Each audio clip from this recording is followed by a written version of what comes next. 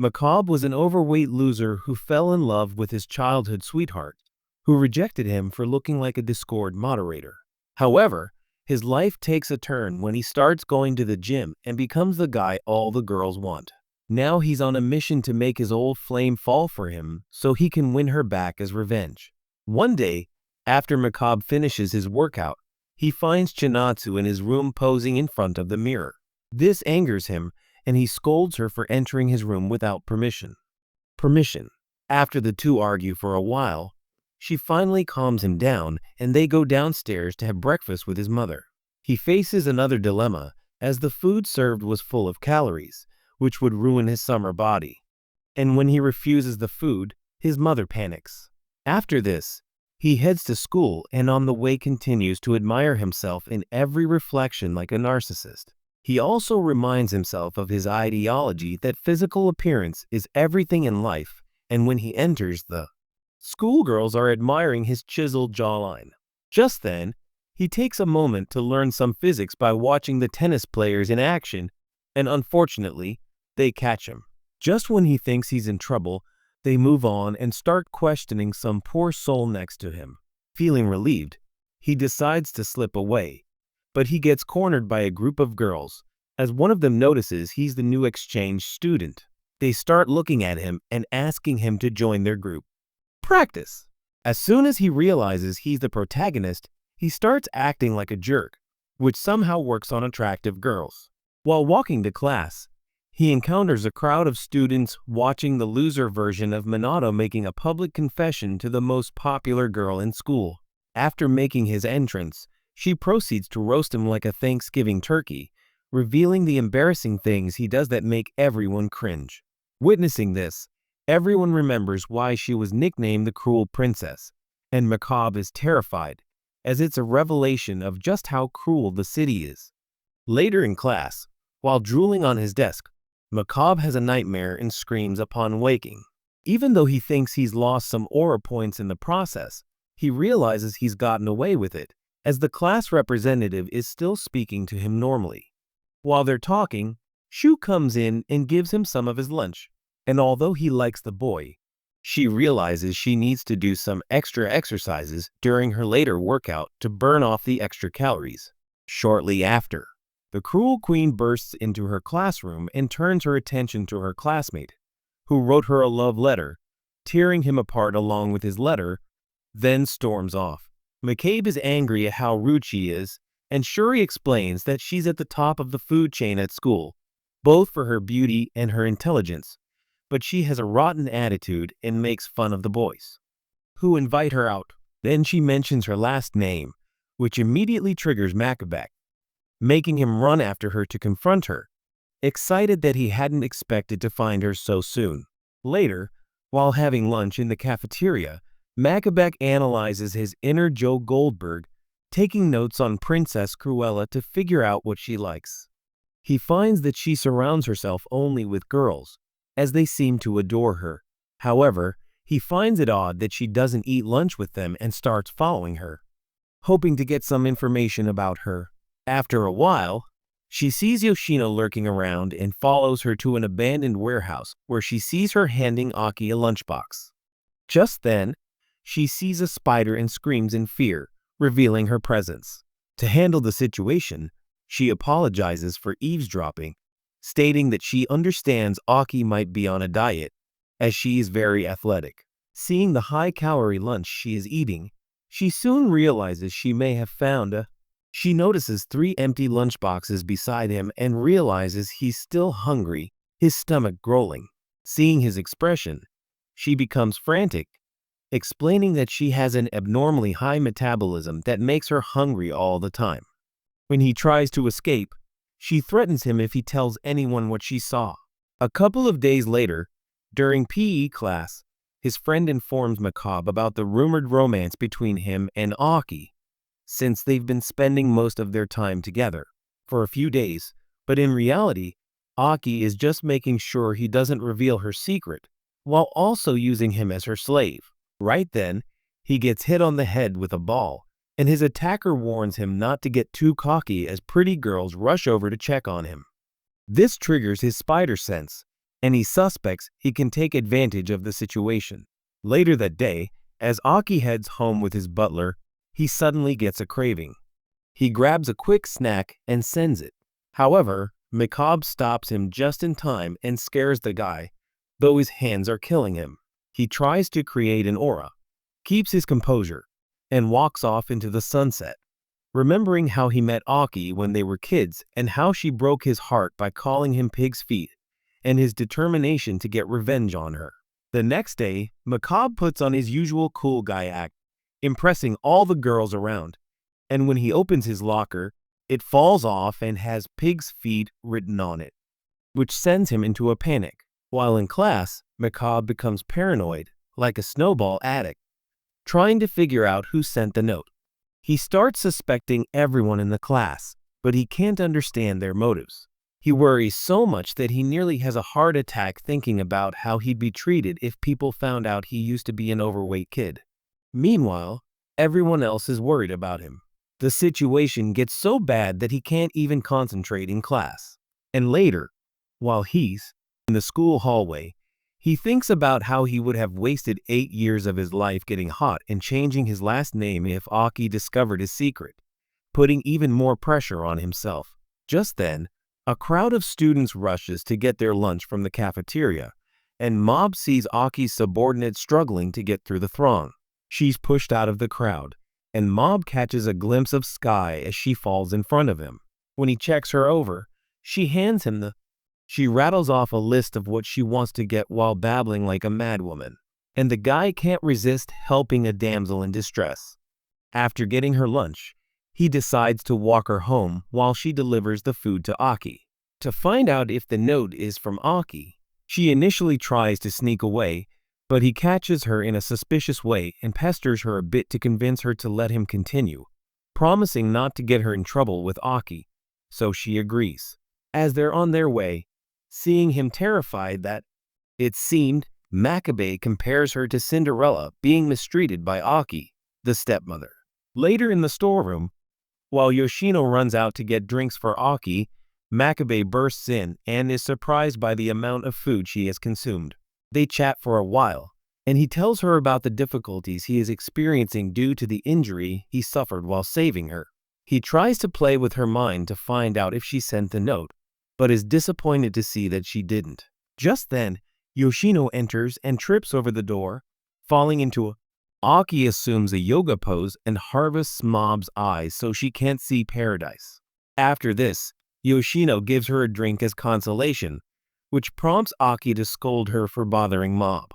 He then seduces her to mock her, telling her to trust him more before leaving.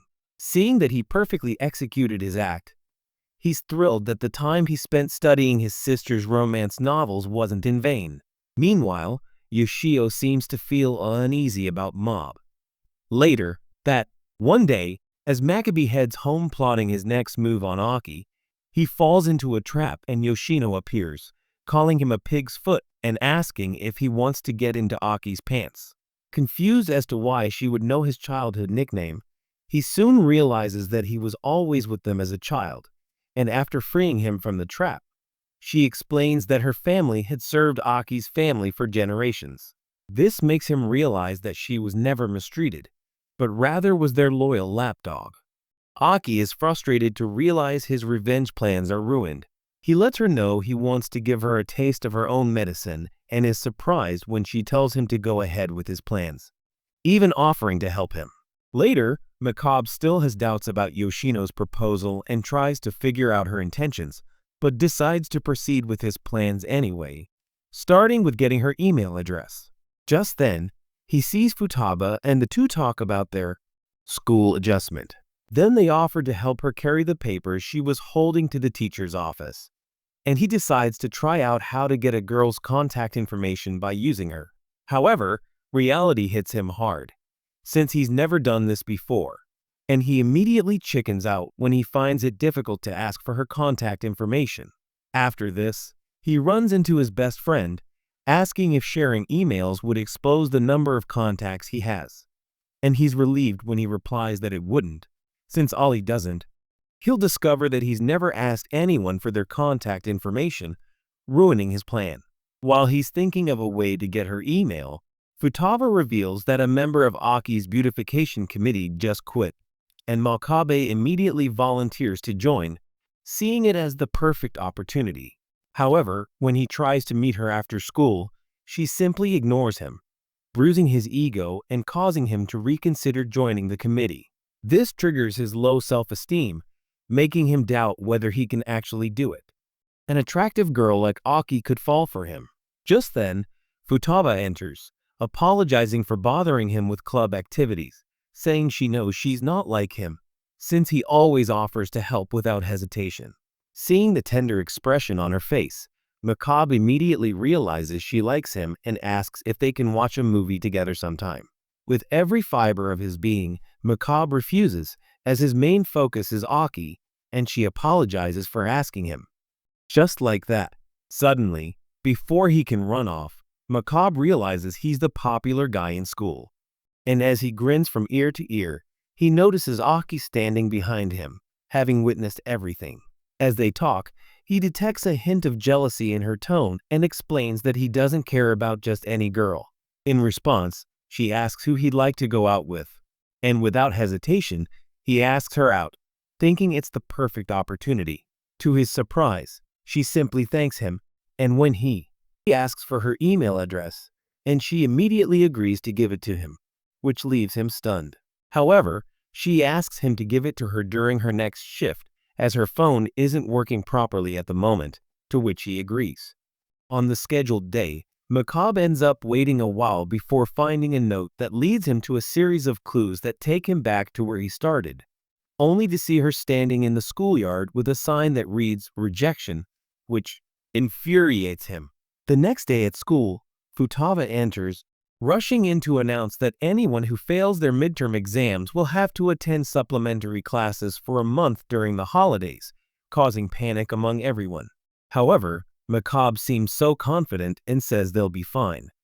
But he soon eats his words when he discovers his best friend is in the academic danger zone. While Makabe comforts him, Futaba's face turns bright red as she gets lost in a fantasy world, imagining the boys together. During lunch break, Makabe takes him to the library for tutoring and runs into Aki Ali, who reveals she's tutoring Yoshino. Aki says she's surprised Yoshino would teach anyone anything just to make fun of him, giving Makabe the idea to make a bet. The bet is based on who gets the highest score between the two pairs. If he loses, he has to wear her nickname on his back for the rest of the semester. She'll go out with him if he wins. He wins. They both agree to this, and Makabe feels confident, thinking Yoshino will back him up. Later that night, while Aki is tutoring Yoshino, she discovers he's much smarter than she thought when Yoshino reveals he got a perfect score on the entrance exam. This shakes her a bit, but Yoshino promises to support her no matter what, handing her some kind of love photo album as a last resort. Meanwhile, Makabe is busy taking forever to call Yoshino and almost gets upset. He faints when she calls him first. She tells him she can't help him win his bet since he didn't consult her before making it, and Mob starts to panic. The next day, Shuri's grades don't seem to improve, even though he claims to have studied hard. But Mob tells him not to worry too much as long as it passes. Ollie tests him with a few questions, which he answers easily, but realizes he has to work twice as hard as he can rely on Shuri. Over the next few days, he puts in a lot of effort tutoring Shu and studying, which surprises his little sister, as she expected him to be exercising while his mother supports him by bringing him meals. On the day of the exam, Makabe asks if Shuri is prepared, and he replies that he's confident thanks to him. Makabe then decides to go get something to drink and runs into Yahino at the vending machine, who apologizes for not supporting him, but he says it's okay, since he started the fight without consulting her, adding that he worked hard and is confident he'll win. As he hands her a drink, she replies that it doesn't matter anymore and runs off, which confuses Makabe. As the trials begin, Makabe suddenly gets a stomachache and thinks Yoshino put laxatives in the drink she gave him. He's angry because he believes she wouldn't stoop so low to win the bet. But when he rushes to confront Mew in her class, he discovers she was absent from school, which automatically wins him the bet. He then discovers that the cause of his upset stomach is the breakfast his mother prepared, and he ends up attending supplemental class with Aki. Although their bet ended in a tie, Yoshino still arranges a date for Makabe and Aki. She later mocks him for giving up so easily when he's surprised. On the appointed day, Makabe is shocked to see Aki wearing what looks like a fairy costume and saves her from a guy who's harassing her. When he asks her what she's wearing, she claims he has no experience in the field of dating and that it's common for girls to wear costumes on a first date to break the ice. However, he soon discovers that Yoshi didn't convince her to wear one, since she believes everything he says and doesn't tell him to trust her plan, while he decides to go all out to score points with her. Later, Makabe runs into Aki, and when he expresses surprise that she agreed to go out with him, she defensively says that Yoshi didn't convince her because he was very disappointed about failing the exam. The test. After watching a movie, the two hang out at a cafe and Mob is amazed by the amount of food she's eating. Just then, a little boy confronts her about her dress, and before he can make a fool of himself, Mob runs off with her. He then explains that Yoshini lied to him, which upsets her, and they decide to get her some clothes at a nearby mall. While she's changing, she lets out a frustrated yell and Mob rushes over to check on her, but receives a knuckle sandwich as a reward. Aki, however, nurses him back to health while he's unconscious and realizes that she hasn't changed much since they were kids. After apologizing for intruding on her life, the two go their separate ways, and while Yoshino gets an update on how the date went, she reveals that she's supporting his plan. Makabe feels fully prepared to enter the next phase of his revenge plan against Aki, like Batman with plenty of preparation time. When he arrives in class, he sits specifically next to her, which annoys her, but she carries on with her own thing. He, however, keeps staring at her, and when she asks him why he's being a stalker, he delivers a cheesy line about having eyes only for her, draining the life out of his own eyes. After school, Aki grows impatient while waiting for Yoshino to get her umbrella, as it's pouring rain, and Makabe appears out of nowhere handing her one. He then delivers another cheesy line that gives her goosebumps. He runs off into the rain, thinking he did well. However, later Yoshino finds him to inform him that Aki thinks his lines are a mess, which upsets him since he spent a lot of time mastering them. She advises him to change his approach and give her some space before heading home. Makabe doesn't take the advice well, as he thinks she might end up hating him or simply stop talking to him altogether, destroying the progress he's made.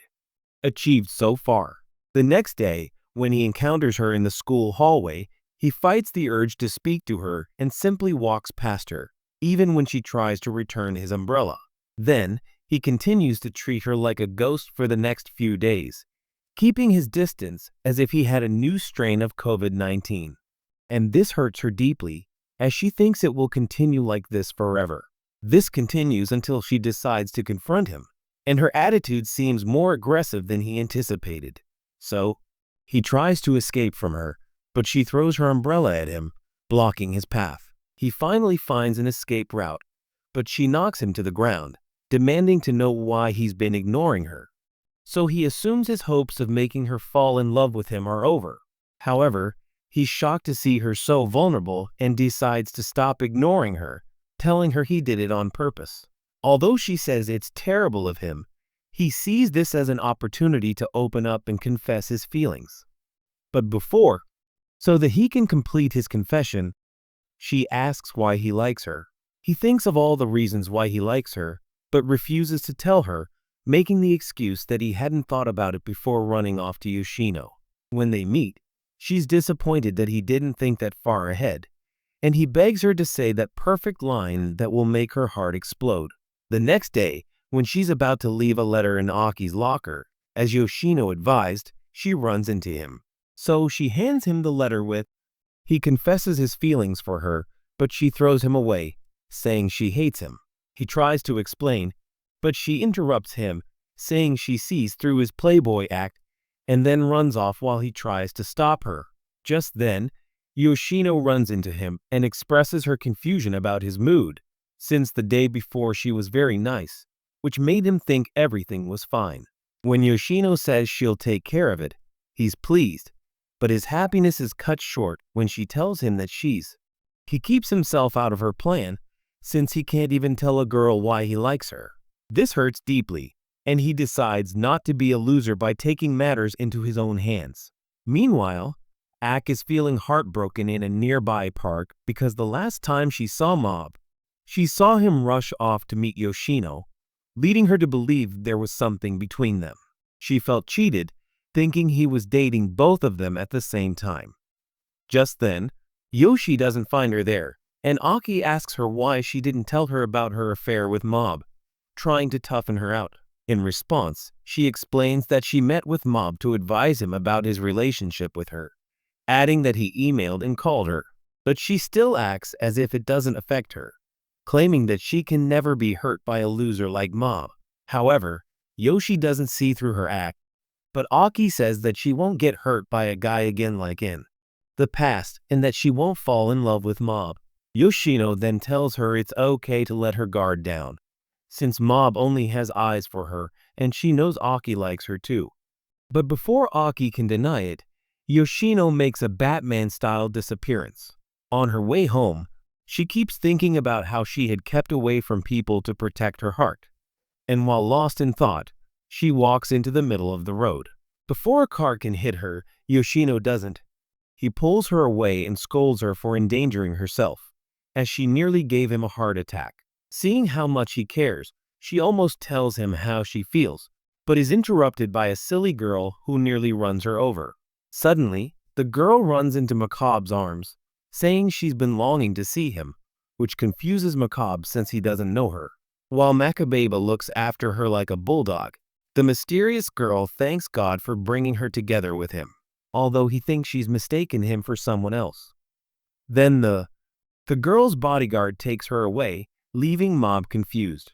This causes Aki to nearly lose her temper, and even when he tries to clear her name, she storms off, not believing him. The next day, while trying to think of a way to appease Aki, he struggles through the lunch crowd to get Akio's snacks to bribe her, since she won't be able to refuse to talk to him if he gives her food. But when he arrives at the gym storage room, he's ambushed by Yoshino, who reveals that he has orders not to let him near the warehouse. When she asks him what he did to upset her, he tells her about the mysterious girl, which only makes Yoshino angrier, as she doesn't believe him either.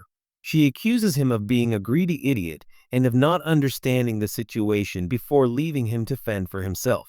Since she's abandoned him, he tries to come up with cheesy lines to say while handing her the food, but ends up leaving them at the door, and as soon as he turns his back, Aki snatches them. She grabs him without him noticing. While trying to sort things out, Macabre doesn't sleep a wink that night and develops dark circles under his eyes the next day. But he still can't stop thinking about the mysterious girl, which worries his friends. Suddenly, the mysterious girl enters the classroom when the teacher announces the arrival of an exchange student, and she introduces herself as Nick as the whole class stares at her. Later, Macabre decides to talk to her before the next period, but she is soon surrounded by a group of the girls admire her, and during the next break, he tries again, but the group of silly girls blocks him.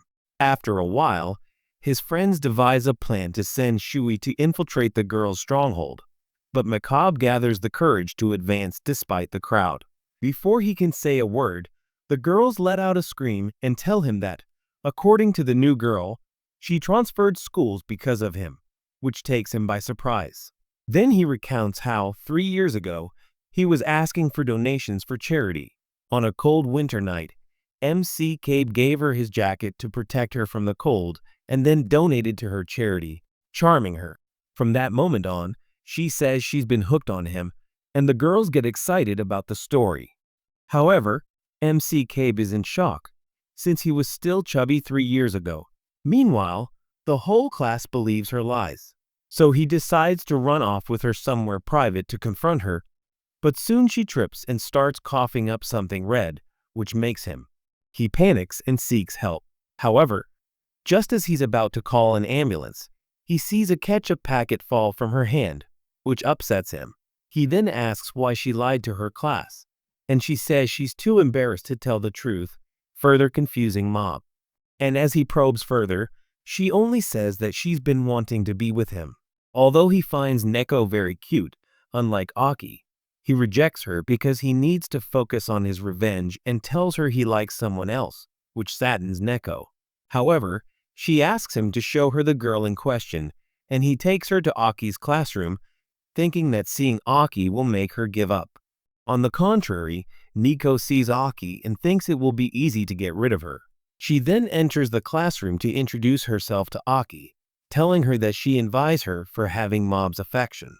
Suddenly, a gust of wind lifts Neko's skirt, revealing that she isn't wearing underwear, which makes Mob's face turn red.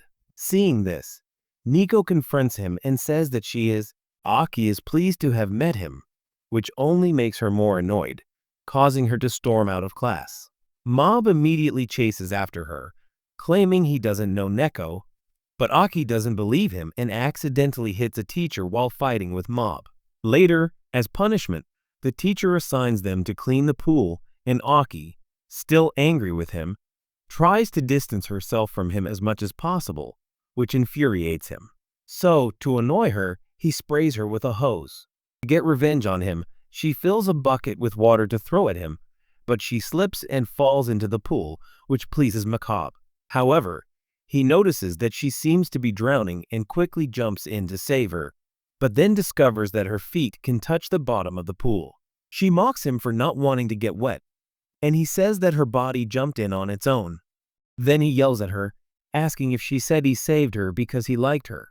She wouldn't believe him since she's on the defensive, just as he's about to give up on her, but she says that if he likes her, he should show her. And when he asks what he could do, she replies that he could kiss her. Meanwhile, Yoshino is waiting for Aki at the school grounds, and Neko finds her there asking where she can find Mob. In response, Yoshino asks why she thought Aki knew where she was, and Neko says she had a feeling she would. The two sit there in awkward silence, while at the pool, Mob panics because she always believed her revenge plan would end with him asking her to kiss him and her refusing, but now she wants him to kiss her. In the middle of her plan, she teases him, noticing his hesitation to approach her.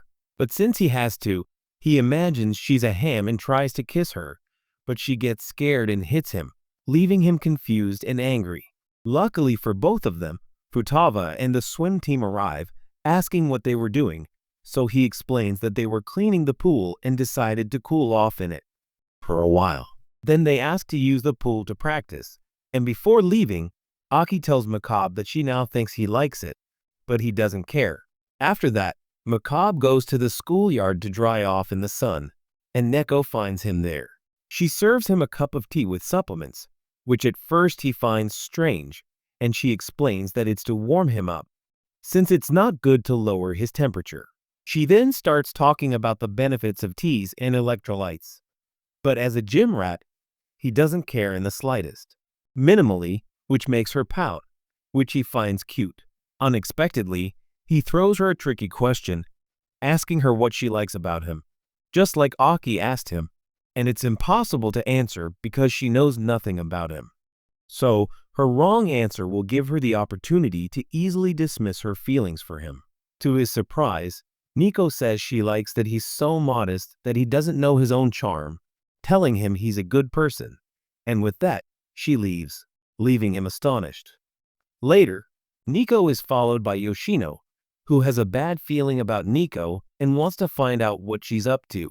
But when they arrive at Macabre's house, Neko's butler discovers Yoshino, who wants to fight with her, but Neko tells her to calm down. Even then, Yoshino still tries to play dumb, but drops the act when Neko says it must be difficult being Aki's assistant. Yoshino asks what she wants from Macabre, to which Neko insists that he saved her a while ago. A few years pass, generating more distrust in Yoshino, but just then Macabre's mother sees them and takes them inside. Meanwhile, while Macabre is on his way back, he plans to use Neko's answer to his question about Aki the next time they see each other. And when he gets home, he thinks he's come to the wrong house because he finds Neko and Yoshino cooking in his kitchen, but he snaps back to reality when he sees his mother. After being startled for a while, he suddenly takes Yoshino to his room and asks her why they're in his house. Then she explains that her mother saw them and immediately went into a frenzy, thinking she and Neko were her fans running around the house, and decided to teach them how to cook fried shrimp. After hearing this, Macabre panics and wants to get them out of the house as quickly as possible, but Yoshi is no longer interested in exploring his room, which is full of exercise equipment. Suddenly, Nico also enters the room and says it's perfect for rehabilitation, which scares Macabre, who immediately he takes it out of there, after which he leads them to eat. When they arrive at the table, Macabre stiffens with fear, as the food is very high in calories. Not wanting to be rude, he removes the deep-fried breading from the shrimp to reduce the calorie count. Meanwhile, Nico just takes a bunch of supplement pills and vitamins containing tea, which annoys Mob's mom, but she soon calms down because Yoshino seems to be enjoying the meal. Shortly after, Shinatsu suggests ending the night by playing with fireworks in the garden, though Macabre thinks they should leave immediately. However, the girls proceed to put on yukatas, and while Neko helps Shinatsu with hers, Yoshino confides in Macabre about her traumas, telling him about the fireworks experiments Aki used to conduct, which makes him feel sorry for her. Later, after watching the fireworks with Iko, Macabre's mother brings out a watermelon for them to enjoy, and while they're having fun, Macabre inwardly thanks his sister for getting the girls out of the garden. He's at home and can't help but admire Nico, as she seems to be the pretty girl type. He thinks that maybe if she weren't such a pathological liar, he'd fall for her. But that doesn't matter because he needs to focus on his revenge plan against Aki. Later, Nico's butler picks her up, and Macabre accompanies Yoshino to the main road to catch a taxi. She asks him not to get involved with Nico.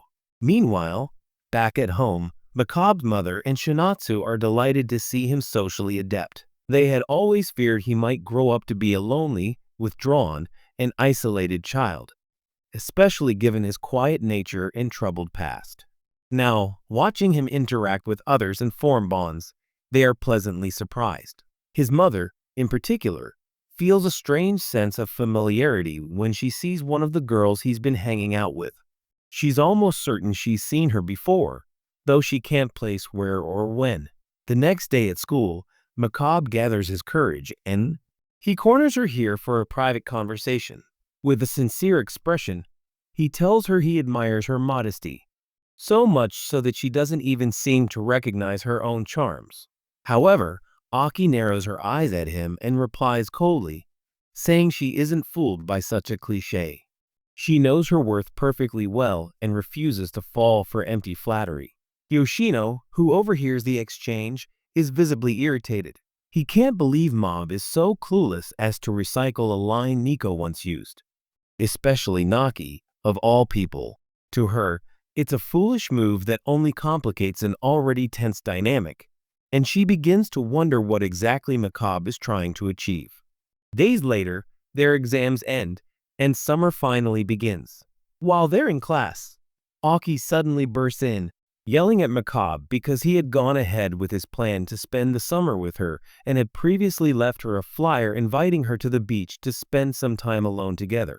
However, she rejects him, saying that she's going to spend her summer on a remote island, and to make him jealous, she invites Shuri to join her. But poor Shuri panics and hugs Maccabee, saying he'll only go if Maccabee goes with him. This gives Maccabee the upper hand, saying they're a package deal, which frustrates Aki. To make matters worse, Neko and Futaba invite themselves along. Seeing this, Maccabee challenges them to say no, since she'll be spending her entire summer alone on the island, and Aki is forced to accept that everyone is going with her. Days later, they all take a yacht to the island. Yoshino decides to talk to Mob, telling him that he's been investigating Mob for days and hasn't been able to find a connection between them. Despite this, he doesn't take it seriously, as nothing explains his attachment to him, and says he shouldn't worry, since his revenge won't be affected by Neko. However, Yoshino warns that if he doesn't make progress with Aki on the island, he'll tell Aki the whole truth, which terrifies him. Upon arriving at the island, They are greeted by the secretary of the father of Aki, who seems friendly, is actually an angry woman who's just had her heart broken, and seeing Aki with a guy irritates her. Meanwhile, Mob can't stop thinking about Yoshino's warning, so he decides to be bolder and takes a big risk by introducing himself to Yusaki as Aki's boyfriend, thinking it will score him emotional points with Aki. This leaves everyone speechless, and Aki sends him packing in embarrassment. To Aki's surprise, Yusaki says he's glad Aki has gotten over it. Her phase of hating boys and the idea that a boyfriend can help her gain weight in the right places makes Aki blush. Suddenly, Aki takes Macabre somewhere private to talk and complains to him about what he did. But he tells her that she could have rejected him, but she didn't. He goes on to say that it's because she likes to keep up appearances, and Aki doesn't deny it. Instead, she says that this is all an act, and if he takes advantage of the situation, she'll deny the relationship in front of everyone. Later, everyone changes into their swimsuits and heads to the beach. Upon arriving, Macabre shows off his body, but feels embarrassed as everyone ignores his display, except for Shuri. While chatting with Shuri, Neko approaches and clings to Macabre. She then starts flirting with him, causing him to panic. Luckily for him, Aki appears and separates them, reminding Neko that they are dating and that if Yusaki sees her acting like this, he'll think Macabre is a cheap womanizer and Neko will be seen like the girl who was deceived, something embarrassing for her family, causing Neko to back down for now. After that, Aki takes Macabre to another part of the beach, away from the others, and orders him to get her some food, which surprises him since he expected her to get romantic. But she says there's no one around, so she doesn't have to pretend. Although annoyed, Mob goes out to get the food, since he's used to it, and runs into Yusaki, who is already preparing a meal for Aki. Then he remarks that he must really love Aki, since they're being sent to her, and Makabe just sighs. He then asks what they can do on the island for fun. In response, Yusaki lists a series of activities and, with a mischievous smile, suggests they have a test of courage, which Makabe thinks would be a great idea to set up for Aki.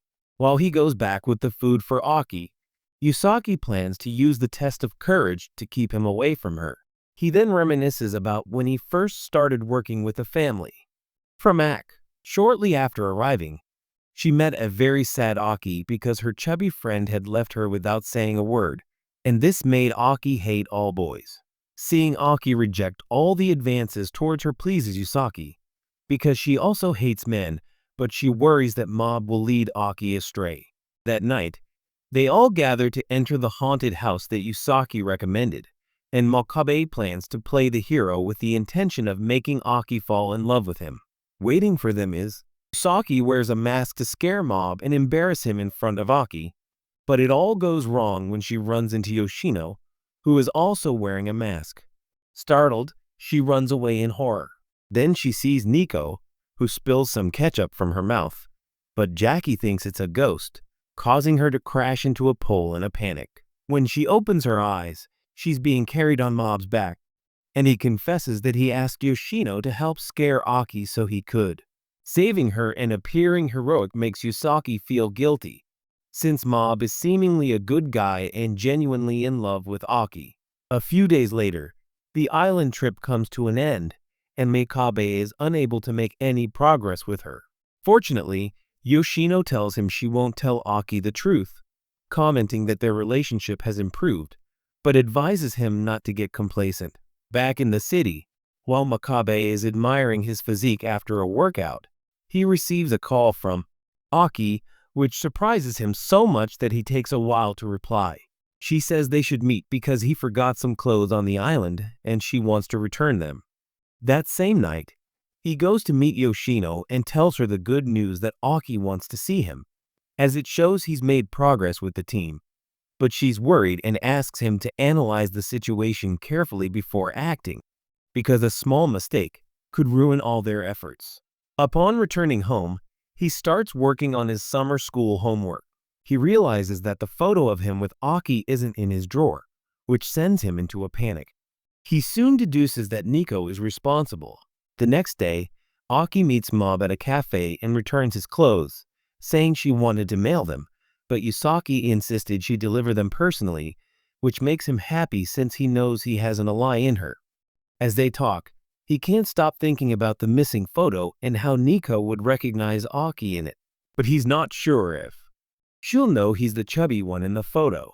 While he continues to ignore Aki, she tells him that Futaba invited them to go to the pool, but she gets angry because he doesn't respond, so she suddenly leaves, saying that it seems like she's bothering him, which annoys Mob.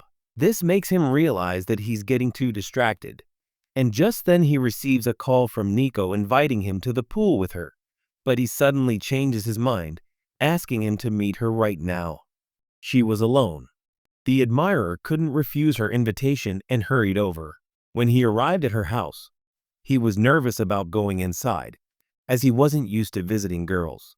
But he finally mustered his courage and went in.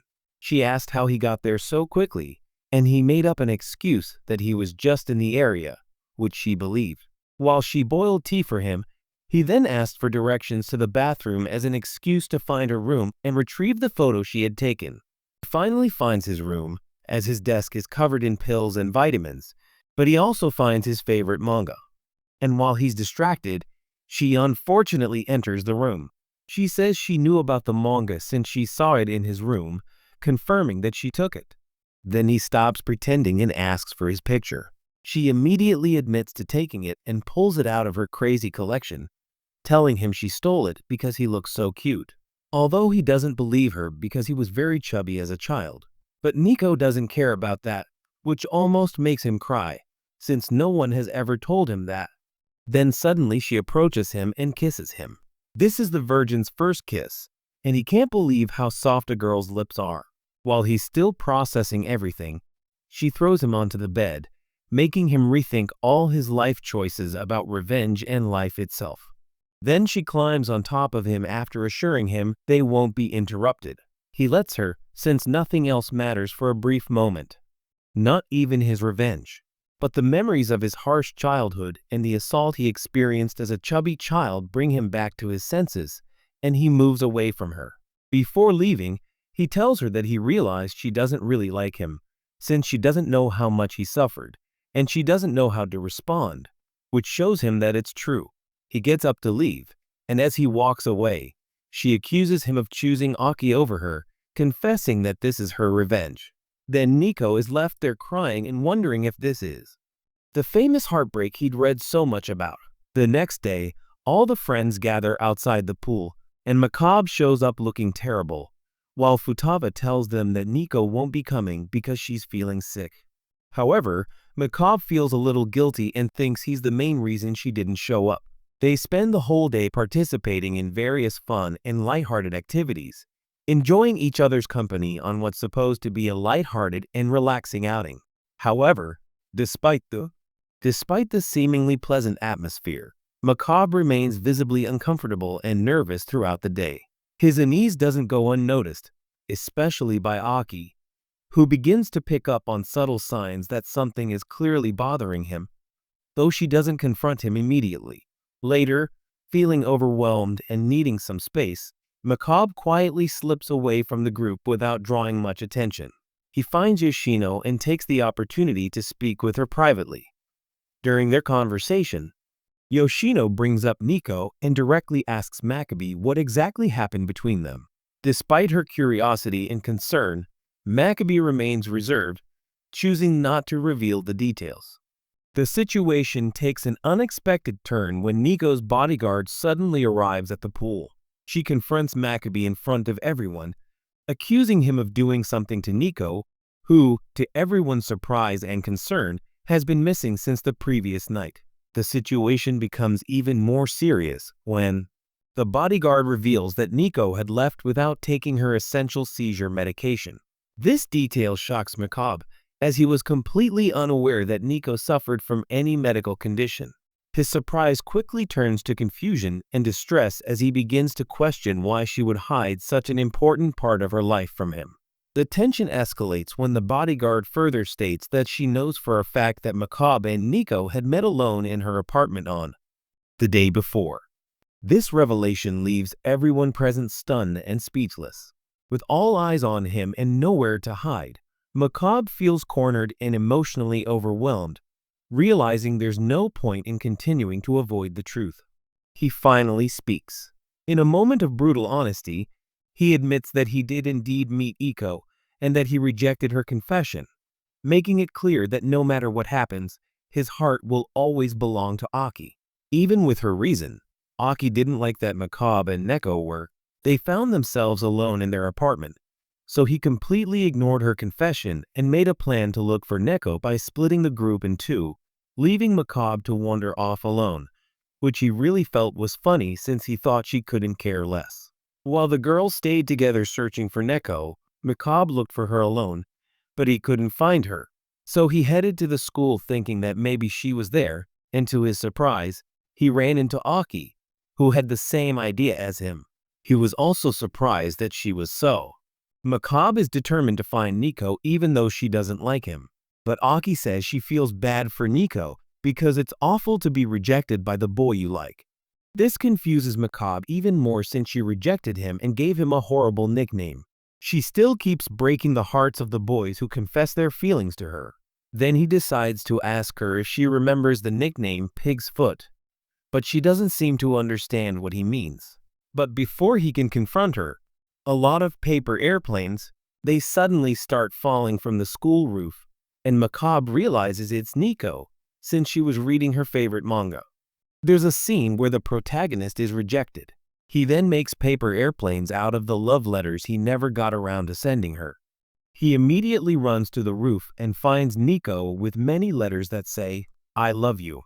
She tells him she knew he'd find her there, and he tells her not to do that again, since she might not have the energy for it, which she proves correct as she suddenly fell into his arms. After that, Nico is taken to the hospital, and guilt consumes Macabre, since he rejected her without considering her feelings.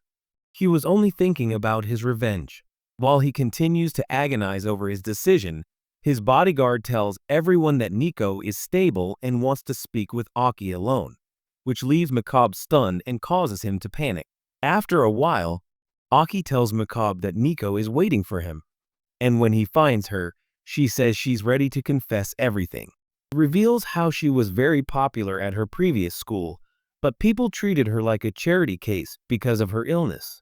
It turns out she was scheduled to have surgery abroad at her grandfather's request, but she asked for time, saying she wanted to fall in love first. She then randomly chose a photo from a bunch of candidates, and that photo happened to be of Macabre. However, he doesn't remember ever having a photo with her and can't believe it was all due to a random choice. She tells him that although she couldn't have a relationship with him, since it was all based on lies, he gave her the experience of heartbreak. She then tells him that lies always come to light and thanks him for all the beautiful memories they shared. She then says goodbye, as she will surely have to leave soon. Meanwhile, just outside Nico's hospital room, an emotionally charged moment unfolds as Futaba gathers the courage to confide in Yoshino. With a mixture of hesitation and vulnerability, she confesses that she, too, harbors feelings for Mob. Despite the depth of her emotions, she admits that she is fully aware of the reality. Macabre's heart belongs to Aki. The confession seems to weigh most heavily on Shuri, who stands beside her, completely frozen with shock. Her expression is inscrutable, and her thoughts are evidently racing. In the midst of this charged atmosphere, Nico's bedroom door opens silently. Macabre steps out, her face clouded by sadness and with an unmistakable heaviness in his demeanor. He doesn't say a word to anyone. Without making eye contact or acknowledging those around him, he silently walks past the group and heads straight out of the hospital. Back in the room, Nico remains seated, her bodyguard quietly approaching with a worried expression. He gently asks her if she truly agrees to let Mob go, clearly aware of the emotional weight behind her decision. Suppressing her emotions, she gently replies that it's the right thing to do. As she speaks, her gaze falls on a photograph she's holding, an old picture from her childhood. The picture captures a moment from a formal family gathering, a party where both families were present. It's later revealed that this is where they first met, Though heartbreakingly, Mokabe has no memory of that day or the bond they once shared. Later that night, Aki can't stop thinking about Nico and how she assured him that she had been completely rejected by Mob, convincing her to accept his love. While thinking about love, Aki can't help but remember her past crush and how chubby and cute he was. She thought about how much she loved him so much that she blushed just thinking about it. At that moment, a plump figure appears from the shadows, introducing himself as her long-lost love.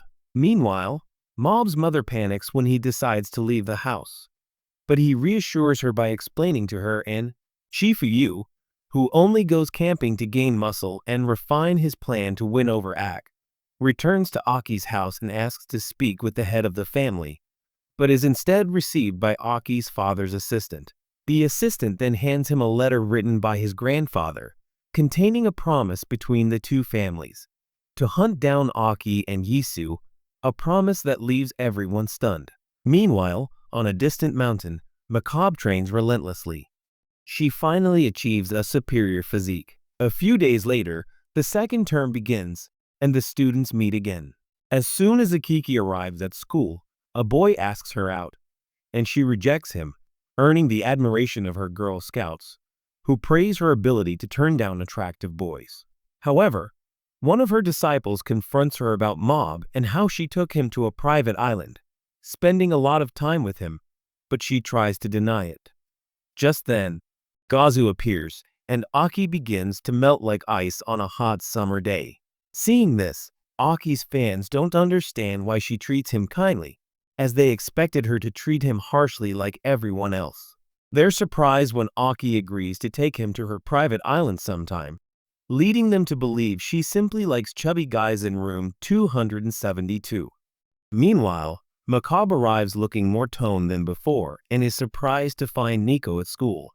She explains that she's already had the surgery and that next month, the rest she took was enough for her to recover, which makes Macabre wonder why he was so worried about her in the first place.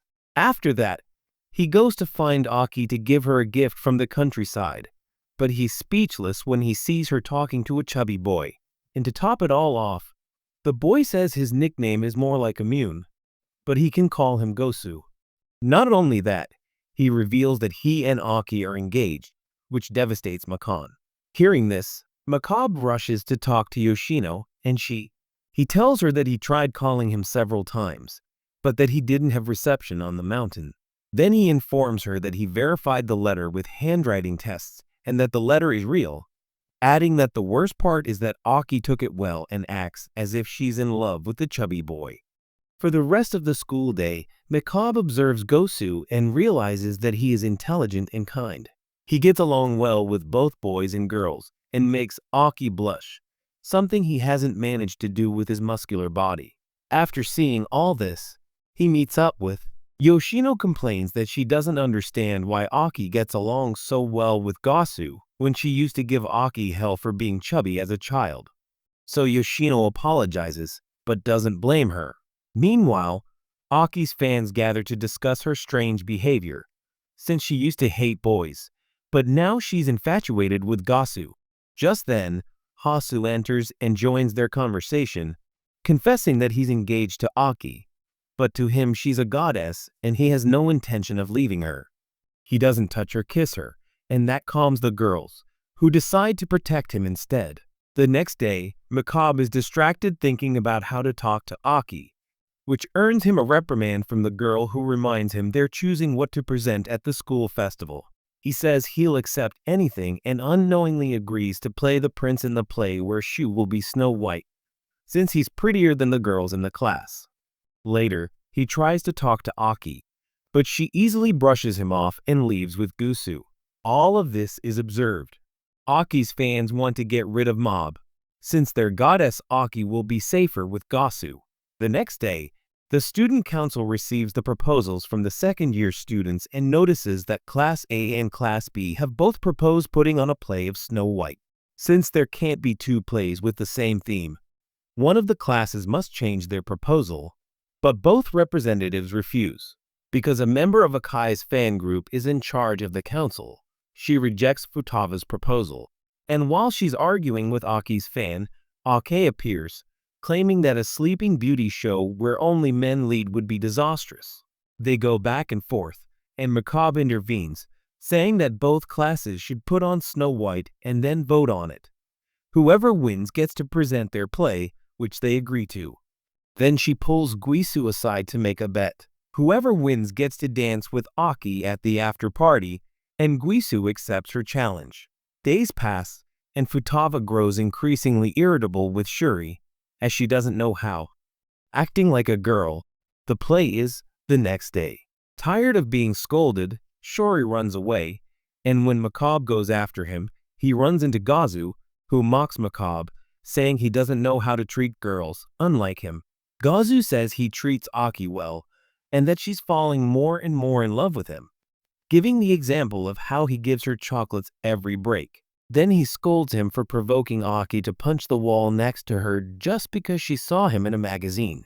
This crushes Macabre, who doesn't know what to say, as it seems he receives advice from an expert, but only decides to win and takes note of what was said.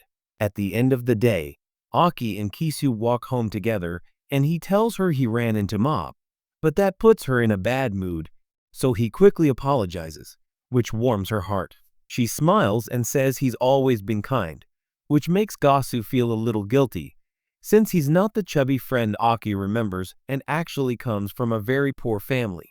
He thinks back to a year ago when he met with Aki, who was still hung up on Mob at the time.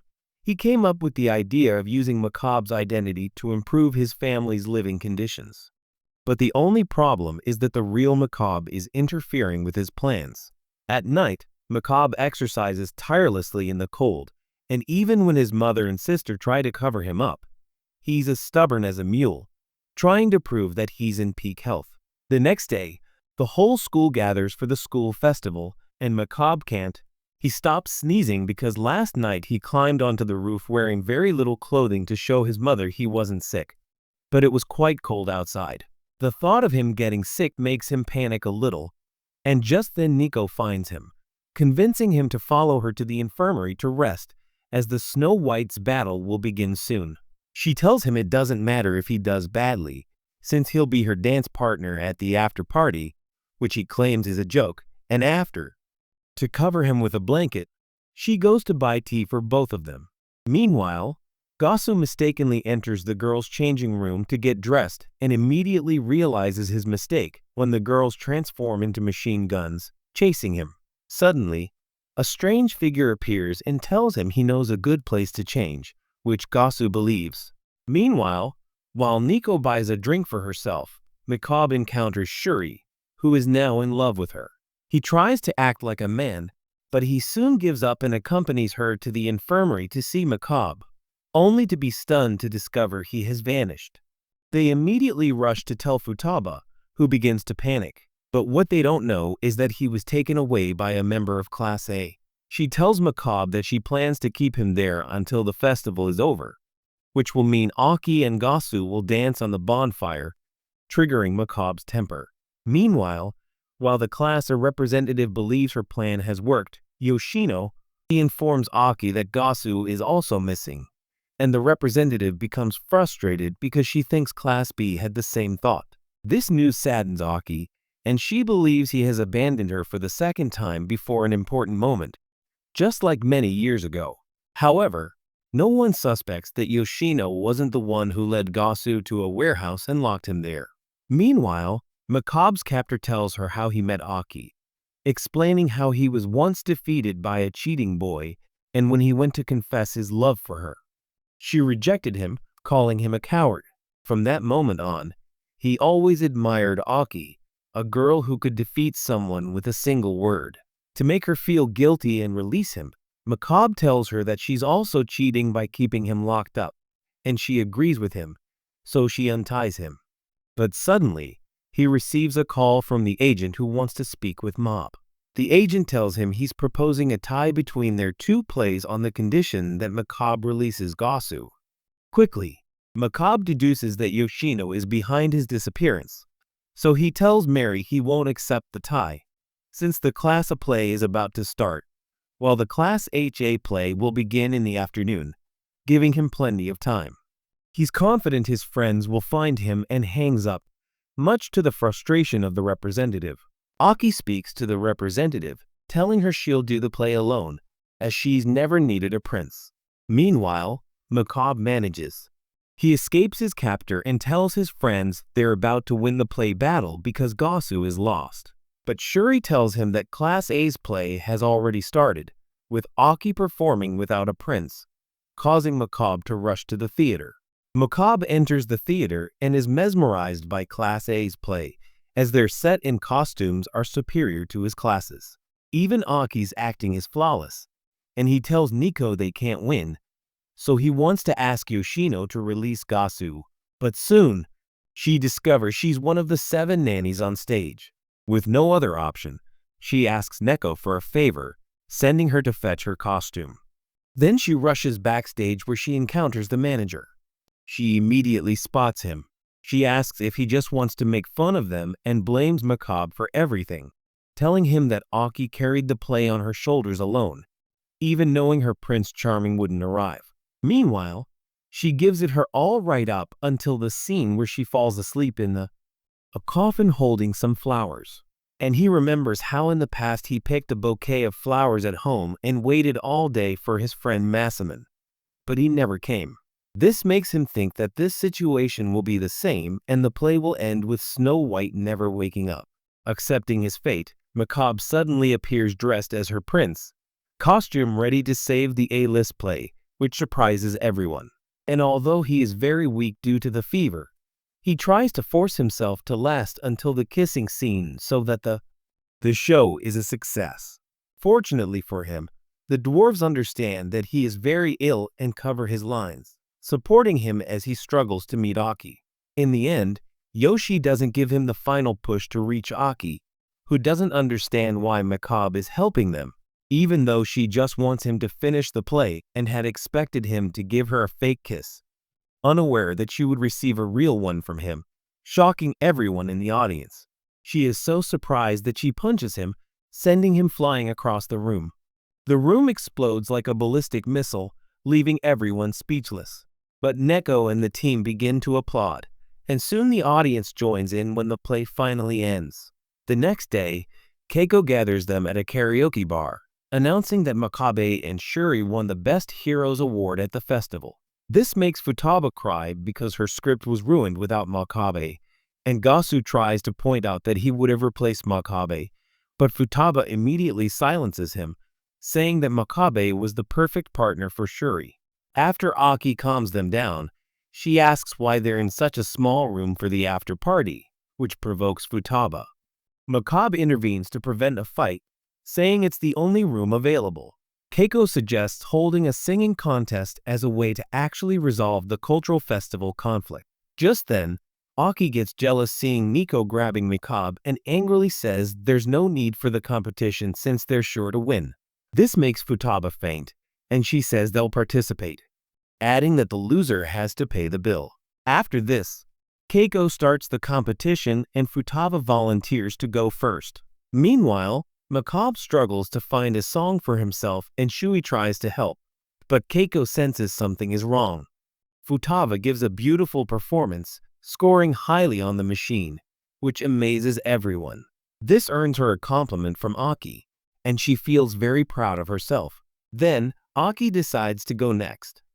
She sings better than Ariana Grande, surpassing the Futaba's score leaves everyone speechless. Then they all start painting, and one by one, the others take their turns.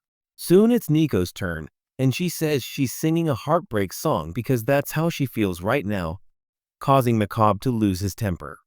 As she sings, he feels very uncomfortable, and meanwhile, Keiko notices that Macabre might not be used to karaoke, so she plans to embarrass him while he sings so that Aki loses interest in him. Meanwhile, Yoshino. He sings his song as R22, Mob apologizes before his turn, and Sunoka and her partner find him outside before he can escape. They put him under a lot of pressure, and before he can respond, Aki appears to save him, sending her henchmen to meet the others after scolding them. This makes Mob think she still cares about him, but his hopes are dashed when he realizes she only went out to get something to eat. When they return to meet the others, Aki is surprised to hear their favorite duet song is announced, and Neko admits she chose it by asking him to sing along. After the two put on an amazing show, they get into a fight, and everyone concludes they'll never see things from the same perspective. Finally, it's Macabre's turn, and everyone calls his name, so he works up the courage to sing. But when he finishes, he leaves the room feeling dejected. After everyone flees the karaoke room, Macabre hangs out with Aki in a nearby park. While she waits for Yoshi, and after trying to defend herself, she finally gives in, saying he can ask her for anything he wants as thanks, which leaves Macabre perplexed. In response, he asks her for a kiss, making Aki blush, and she readily agrees. He then asks her to close her eyes, but instead of a kiss, she receives a roasted sweet potato. When Aki leaves, Yoshi doesn't scold him for being so slow with his revenge and tells him he's very close to achieving it. This encourages Mob, who is willing to do anything to imagine Aki falling in love with him and then him rejecting her, just like she did to him. Comment below, pig's foot. If you finished the video, subscribe so you don't miss the next one. Thanks for watching.